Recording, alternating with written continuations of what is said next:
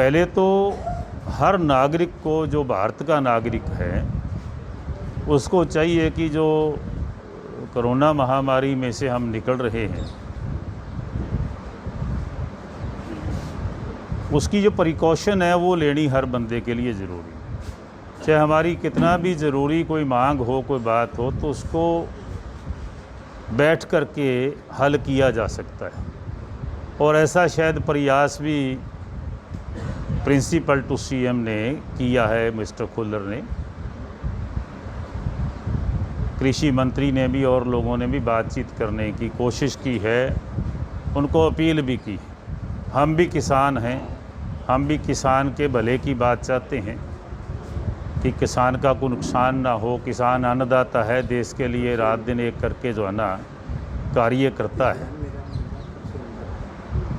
तो जहाँ तक लाठीचार्ज की बात है, उसको हम दुर्भाग्यपूर्ण मानते हैं। जिन लोगों ने ऐसा किया है, मैं तो ये कहूँगा कि इंक्वायरी हो उनके खिलाफ, उन अधिकारियों के खिलाफ कार्रवाई हो। क्या लगता है आपको फेयर इंक्वायरी हो पाएगी? ये तो सवाल अभी नहीं खड़ा होना चाहिए कि फेयर हो पाएगी या नहीं हो पाएगी। क्यों नहीं होगी? सरकार ने भी इस बात को माना है कि ये गलत है, नहीं होना चाहिए था। तो सरकार भी चाहेगी कि फेयर इंक्वायरी हो। किसान तो हरियाणा के हैं, हरियाणा की सरकार उनकी वेलफेयर के लिए सोचती भी है, सोचेगी भी। तो जिन लोगों ने इस तरीके में ये फ़र्क डालने की कोशिश की है, उनके खिलाफ तो फेयर इंक्वायरी होकर के कार्रवाई होनी चाहिए। देखिए, एक तो सारी इसकी जो रिपोर्ट है वो मुख्यमंत्री जी ने भी मांगी है और भारतीय जनता पार्टी के प्रदेश अध्यक्ष ओम प्रकाश धनखड़ जी ने भी 3 सांसदों की एक कमेटी बनाई है जो इस सारे विषय के बारे में किसान नेताओं से भी बातचीत करेगी।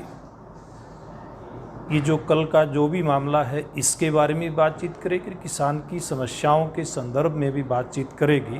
तो ये रिपोर्ट आने के बाद इसके ऊपर अगली कोई टिप्पणी हो सकती है। जो प्रदेश अध्यक्ष हैं बीजेपी के, उन्होंने भी इस पर टिप्पणी कर कहा है कि जो ये घटनाक्रम है वो गलत हुआ है, किसानों पर जो लाठीचार्ज करते हैं। जी भी इस प्रकार का मुद्दा होता है, वो चाहे हम अपनी बात रखने वाले हैं या सरकार का विषय है, सब लोग अगर अपने दायरे में रह कर के बात करेंगे तो उसका समाधान भी ठीक प्रकार से हो सकता है। किसानों की जो मांग है वो मांग है कि जो ये 3 अध्यादेश अभी केंद्र सरकार के द्वारा लेकर के आए गए हैं, ये किसान विरोधी हैं।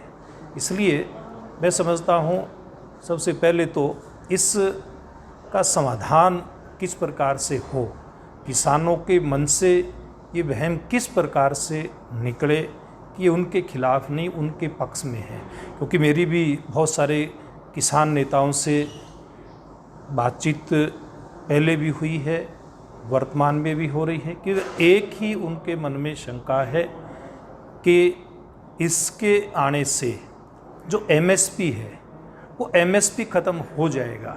लेकिन ये बार बार ये किसान नेताओं को और आम किसान को भी ये विश्वास दिलाया जा रहा है कि एमएसपी किसी भी सूरत में ख़त्म नहीं किया जा रहा।